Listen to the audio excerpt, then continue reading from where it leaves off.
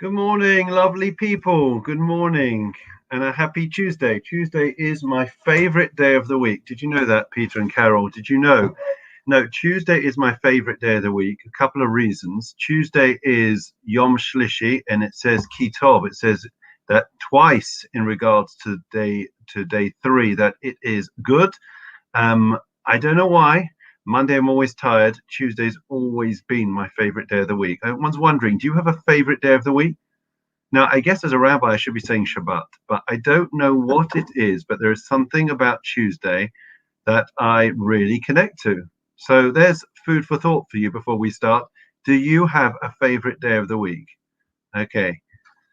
There we go. Right. Today's learning is dedicated in memory of Ami Bas Aryeh, Paul Casimir, Yom Yechiel ben Moshe Eliezer, Shlomo Yechiel ben Moshe Eliezer ben Zion, ben Yitzchak, Ari ben Shimon, Leah Bas Bible, Avram Mordechai ben Moshe Katner, as well as all of those that have your site today. We wish them all long life and good morning to Richard, Harry, David, Caroline, and of course, we said before, Peter and Carol. And good morning, everyone. So after that wonderful evening last night, it was lovely to see everyone, or at least we saw some of you online last night for that brilliant 2-hour AGM. I love AGMs.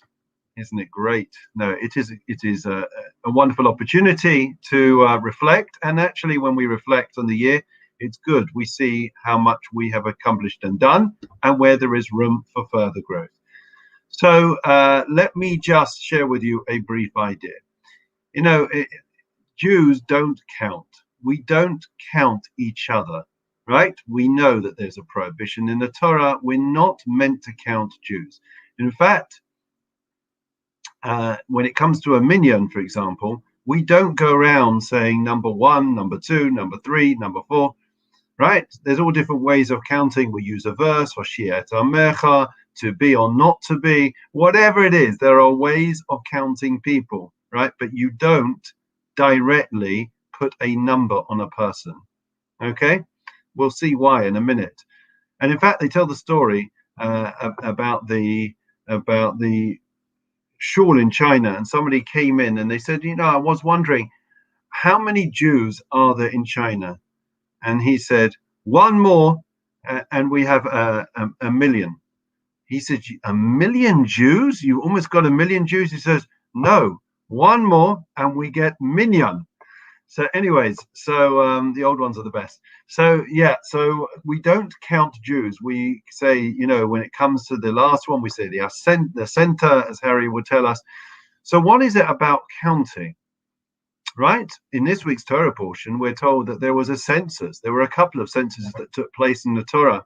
And the way that the Jews were counted was by placing a coin in a box, and that way they would add up all the coins, and in that indirect fashion, they were able to count how many Jews there were. Okay? Now, it's interesting that when God describes the Jewish people and blesses the Jewish people, he said, their number, when I count them, will be so many, right? The number of the Jewish people will be so many that they will be like the sand on the seashore. Now, sand, as our rabbis point out, is something that cannot be counted, or they're like the stars in heaven. Again, something that can't be counted, right? So if that is the way that the Jewish people are counted, right, or measured in terms of something that can't be counted, it seems that that we are not counted, and yet we know that the word pakad is used. In other words, we are counted by being measured in terms of the sand or in terms of the stars. And whereas we as humans are not permitted to count Jewish people, the Almighty does count the Jewish people, right? And the idea here is something that is really, really central to what it means to be Jewish. Because the word for counting is pakad. And we find that word also in relation to Sarah. Sarah, we are told, Vashem pakadet Sarah, that God remembered Sarah. The word is actually the same word for counting. In other words, when you number something, you recall it, or at least in God's eyes, you recall its worth.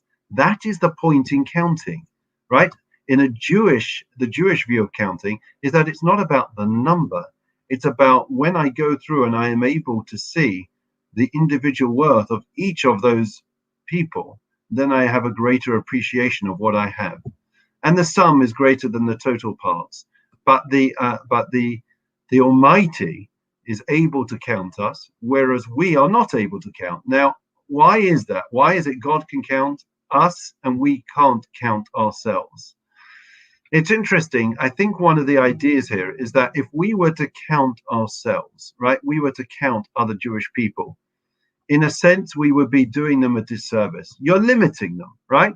How do I see you? I see you, I see what's in front of my eyes. So whenever we count people and we measure people, we're not really measuring them in terms of their true worth, because it is impossible for us to know the great potential, the latent potential that each and every Jewish person has.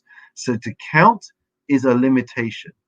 But when it comes to God counting, it is a very, very different kettle of fish. When God counts, he knows, because he created each of us, he knows the true worth of each of us. And therefore, God's counting is the exact opposite. It is a recognition and an appreciation of the true worth of every single person. If we go back to the Holocaust, when we think of numbers, I always think of the Holocaust. I always think of those that have numbers on their arm. I don't know if I'm sure we all remember growing up, and in the summer when people rolled up their sleeves or had short sleeve shirts, and you would see the numbers emblazoned on their arms. And in Israel, you visit kibbutzim, and not necessarily now, but in days gone by. And those kibbutznikim, many of them had the founding fathers of the kibbutz and the pioneers that built Israel. They built it with their own hands, with the numbers on their arms. And those numbers, the exact purpose of those numbers we know, because the idea was to dehumanize every single Jewish person, to take away their name, to strip them of their identity, of their self-worth, that we should only be seen as a number. It's quite scary when you look in the books of names. If you go to Auschwitz, I'm sure we're all familiar, and there is a room literally just of books.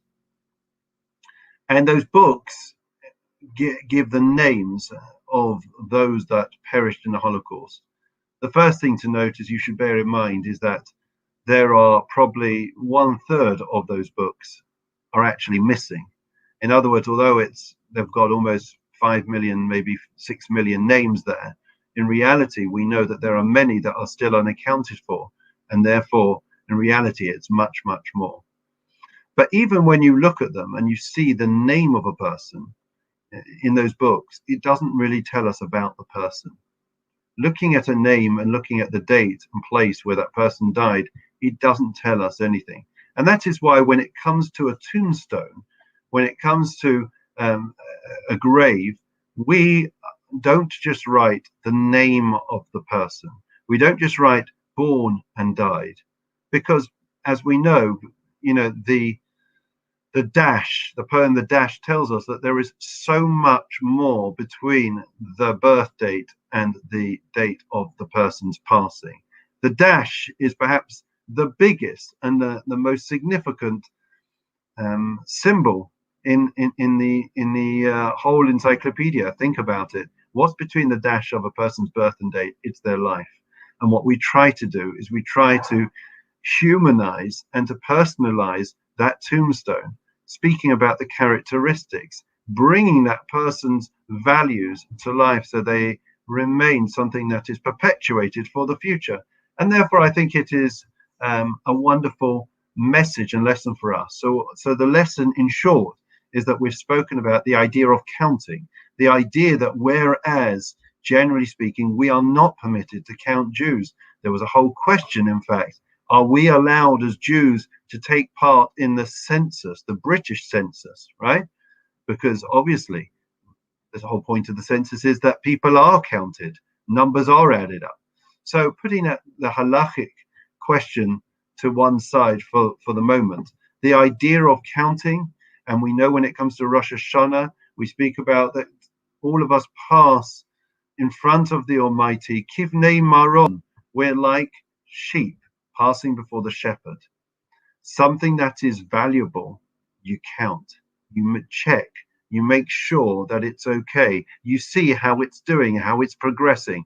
God, every year, out of his sheer love, his overflowing love towards us, he wants to see how his children, how his investments, how a part of him, in a sense, because we are a chelek Elokai mimal, we are a portion of the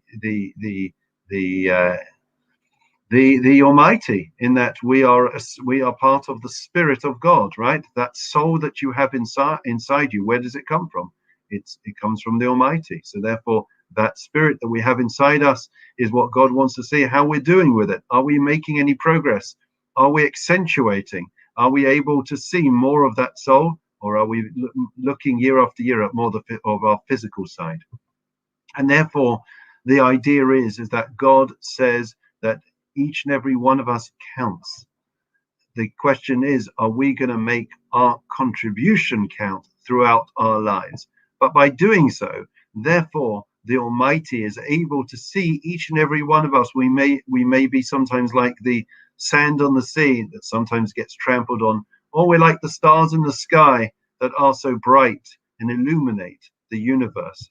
But whichever way we are in life, we should know in God's eyes, we count and we matter. And he sees, when he does count us, the depth to each and every one of us, the depth to our personalities, to our subconsciousness, to our emotional sense of self, our psychological sense of self.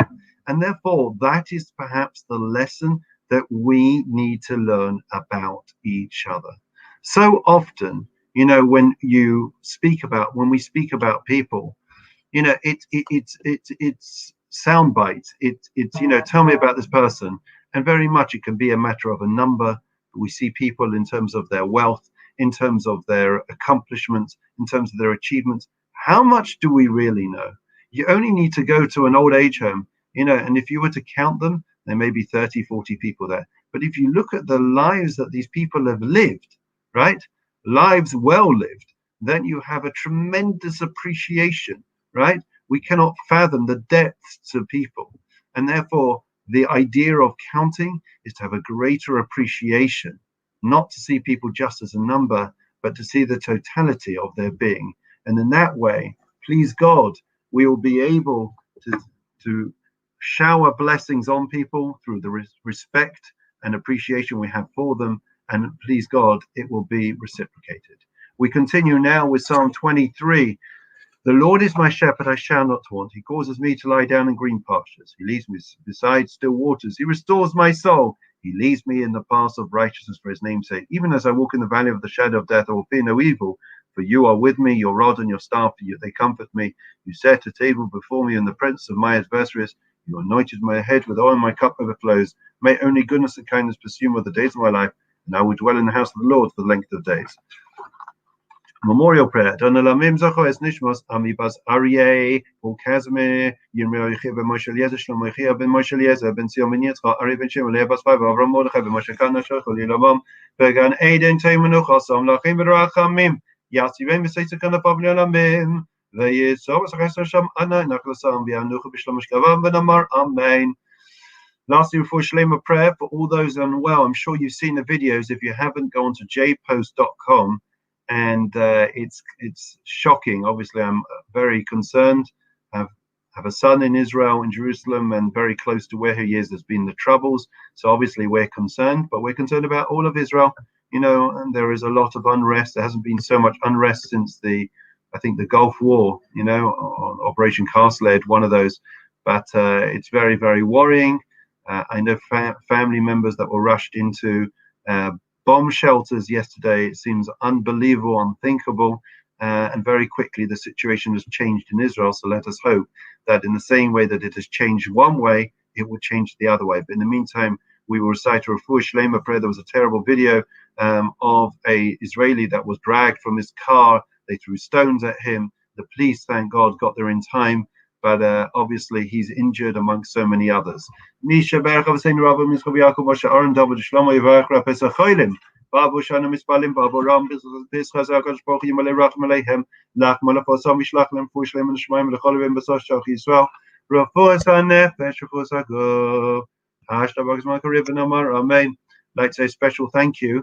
We couldn't enumerate everyone last night for all those that have made such a tremendous contribution in a voluntary capacity, but to Caroline and to Rachel, I'd like to thank you both for the incredible work behind the scenes that you do for our community. It's truly, truly appreciated. And we look forward to seeing everyone at the Schmooze later. That's at 12 o'clock. And in the meantime, wish you keep safe, keep well, have a great day. And please God, next Monday, things should be easing up and things should be much, much easier as we head towards the end of the COVID restrictions. Have a great day. Keep safe.